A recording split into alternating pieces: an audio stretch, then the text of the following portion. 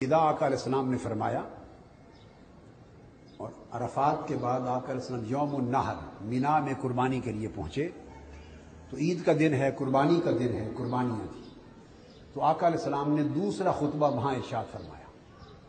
پہلا خطبہ حجۃ الوداع ہے جو عرفات میں ہوا، دوسرا خطبہ آقا علیہ السلام نے یوم النحر میں ارشاد فرمایا۔ تو بخاری شریف میں بہت سی اسانید کے ساتھ یہ حدیث آئی ہے، صحیح مسلم میں بھی ہے اور دیگر کتب میں، متفق علیہ حدیث۔ آقا علیہ السلام نے خطاب کے دوران خطاب، یہ متفق علیہ حدیث، صحابہ کرام سے پوچھا، 1.25 لاکھ صحابہ کا اجتماع ہے، اب میں بتاتا ہوں کہ مدار صحابہ کے ایمان کا کیا تھا۔ ان کے نزدیک اور کوئی شے تھی ہی نہیں، مدار کیا تھا؟ تو دوران خطاب آقا علیہ السلام نے پوچھا صحابہ کرام سے مخاطب ہو کر، ایو یوم ھذا، آج کون سا دن ہے؟ بڑی واضح بات ہے، یوم النحر ہے، بھئی قربانی ابھی دی چکی ہے، عید کا دن ہے، قربانی دی ہے، مینا میں کھڑے ہیں، کل حج کر کے آئے ہیں، سب کو معلوم، پر ایو یوم ھذا، تو صحابہ کرام خاموش رہے۔ اب ان کے ایمان کی ذرا پہچان کر لو، اور جواب میں عرض کیا، اللہ و رسولہ اعلم، آج کون سا دن ہے آقا؟ اللہ اور اللہ کا رسول ہی جانتا ہے۔ مدار علم بھی ان کا یہی تھا، مدار ایمان بھی یہ تھا، مدار معرفت بھی یہ تھی، اللہ و رسولہ اعلم۔ فساکتا فقال اھذا یوم النحر قالوا بلا یا رسول اللہ، بلکہ وہ کہتے ہیں فساکتا، آقا علیہ السلام کچھ دیر خاموش ہو گئے۔ فظننا انه سيسميه بغیر اسمہ، صحابہ کرام کہتے ہیں تھوڑی دیر آقا خاموش ہوئے، ہم نے گمان کیا کہ آج آقا اس یوم النحر کا دن اور نام بدلنا چاہتے ہیں، یوم النحر کی جگہ آج کوئی اور نام دینا چاہتے ہیں، اور اگر حضور کوئی اور نام دے دیتے تو اس دن کے بعد وہ یوم النحر نہ رہتا، کچھ اور ہوتا، کیونکہ دین تو بنتا ہی حضور کے نطق سے ہے، جو فرما دیا وہی ہو گیا۔ ظننا انه سيسميه بغیر اسمہ، کہ شاید ان قریب حضور اس کا نام بدل کے کچھ اور نام دینا چاہتے ہیں۔ یہ صحابہ کرام کا عقیدہ تھا کہ یہ جو حج کا دن ہے، یہ عید کا دن ہے، یہ نحر کا دن ہے، یہ 27ویں شب رمضان ہے، یہ ماہ رمضان ہے، یہ جو سارا کچھ نظام ہم نے بنا رکھا ہے، مصطفیٰ علیہ الصلوۃ والسلام کے بنانے سے بن گیا، حضور کچھ نام بدل دیتے تو اور ہو جاتا۔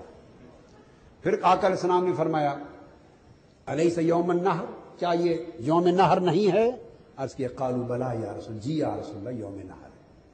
پھر آقا علیہ السلام نے فرمایا، ایو شہر ھذا، یہ کون سا مہینہ ہے؟ اب بولیے 1.25 لاکھ صحابہ میں کس کو شک ہے کہ یہ ذی الحجہ ہے؟ کس کو شک ہے؟ کھڑے ہیں، عرض کی اللہ و رسولہ اعلم، اللہ اور اللہ کا رسول ہی جانتے ہیں یا رسول اللہ۔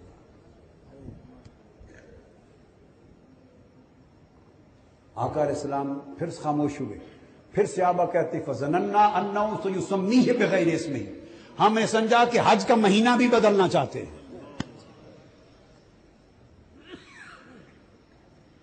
پوری شریعت مطہرہ میرے مصطفیٰ کے اشارہ ابرو کی تابع ہے، حج کا مہینہ نام بدلنا چاہتے ہیں۔ اگر حضور ذی الحجہ کا نام محرم رکھ دیتے، اس دن کے بعد وہ محرم ہو جاتا۔ صحابہ کہتے ہیں ہم خاموش رہے، پھر آپ نے فرمایا ذی الحجہ نہیں؟ عرض کی یا رسول اللہ، یا بلا۔ پھر کعبۃ اللہ کی طرف اشارہ کیا، شہر مکہ کی طرف، فرمایا ایو بلد ھذا، یہ شہر بلد کون سا شہر ہے؟ سامنے کعبہ ہے۔ عرض کی اللہ و رسولہ اعلم، آقا اللہ اور اللہ کا رسول ہی جانتا ہے یہ کون سا شہر ہے۔ پھر فساکتا فظننا انه سيسميه بغیر اسمہ، ہم نے سمجھا آج مکہ کا نام بھی بدلنے لگے ہیں۔ پھر حضور نے فرمایا بلد نہیں ہے، بلد الحرام نہیں ہے؟ عرض کی یا رسول اللہ، جی بلد الحرام، اب رہ گیا، اگر آپ نے بلد الحرام فرما دیا باقی بچ گیا۔ تو صحابہ کرام کا مدار ایمان، مدار علم، مدار عقیدہ جو زبان مصطفیٰ نے فرما دیا، وہی ان کا ایمان، وہی علم، وہی معرفت تھی۔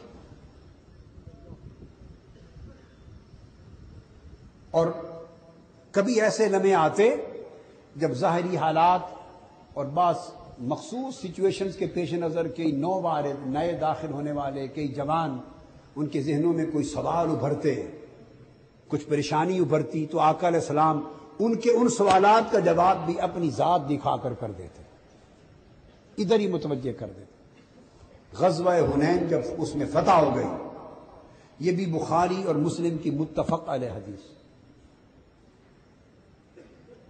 مختلف کتابوں میں، صحیح مسلم نے کتاب الزکوٰۃ میں لی ہے، بہت ساری جگہوں پر لی ہے، بخاری شریف نے لی ہے اس کو، غنائم تقسیم غنائم میں لی، کتاب الزکوٰۃ میں لی، مغازی میں لی۔ تو آقا علیہ السلام غزوہ جب ہو گیا اور فتح ہو گیا حنین کا، اور مال غنیمت تقسیم کرنے لگے، خوارج وغیرہ کے ابواب میں اور اموال غنیمت کی تقسیم میں کئی جگہوں پر امام بخاری نے لیا اس کو، اور ایک مقام پر کئی طرق کے ساتھ مسلسل یہ حدیث دی۔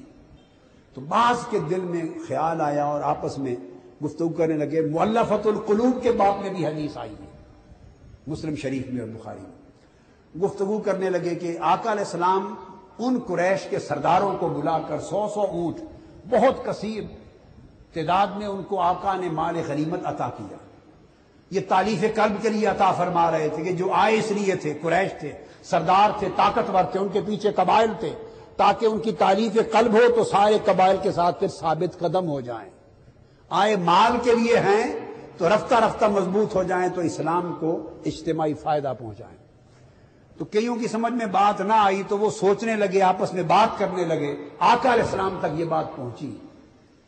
آقا علیہ السلام نے اس میدان میں سب کو جمع کیا، انصار و مہاجرین کو اور سب مجاہدین کو، اور جمع کر کے منبر پہ قیام فرما ہوئے اور ارشاد فرمایا، یہ کلمات، یہ خطبہ اس یوم حنین کا قابل توجہ۔ آقا علیہ السلام فرمانے لگے، الا ترضون ان الناس یذهبون بالشاء والابل والاموال وانتم ترجعون الى رحالکم برسول اللہ۔ لوگوں کیا اس تقسیم سے راضی نہیں ہو کہ کئیوں کو اونٹ دے رہا ہوں، مال غنیمت دے رہا ہوں، مال و دولت دے رہا ہوں، گھوڑے دے رہا ہوں، تو کئیوں کو مال دے رہا ہوں، تو کیا اس تقسیم سے راضی نہیں ہو کہ جب غزوہ حنین سے واپس لوٹیں تو جن کو مال دیا وہ مال لے کر گھروں کو لوٹیں اور تم محمد مصطفیٰ کو لے کر گھروں میں لوٹو؟ کیا یہ تقسیم تمہیں خوش نہیں کرتی کہ ان کے حصے میں مال آئے اور تمہارے حصے میں مصطفیٰ آئے؟ بس اتنا مبارک کلمہ سننے کی دیر تھی، وہ سارے خیالات چھٹ گئے اور آقا کے قدموں پر گر گئے۔ آقا، یا رسول اللہ، سب کچھ آپ کے لیے قربان ہے، ہم راضی ہیں۔ تو آپ نے بنیادی اصول دیکھا آپ کو کہ ہر مرض کا علاج تاجدار کائنات نے نسبت محمدی سے کیا ہے۔ میں نقطہ یہ اخذ کر رہا ہوں، ہر وسوسہ کا علاج تعلق و ربط محمدی سے کیا ہے، معرفت محمدی سے کیا ہے، عشق مصطفیٰ سے کیا ہے، محبت مصطفیٰ سے کیا ہے، اور تعلق بھی رسالت کے ساتھ کیا ہے۔ یہ ہر مرض کا علاج۔ اور گفتگو کے اختتام میں آخری حدیث، دنیا میں بھی ایمان کی حفاظت حضور کی نسبت سے، عقیدہ کی حفاظت حضور کی نسبت سے، امت کی حفاظت حضور کی نسبت سے، غیرت دینی کی حفاظت حضور کی نسبت سے، اور علم کی صحت اور ہدایت حضور علیہ السلام کی نسبت سے، اور قبر میں بخشش بھی فقط حضور کی نسبت و معرفت سے۔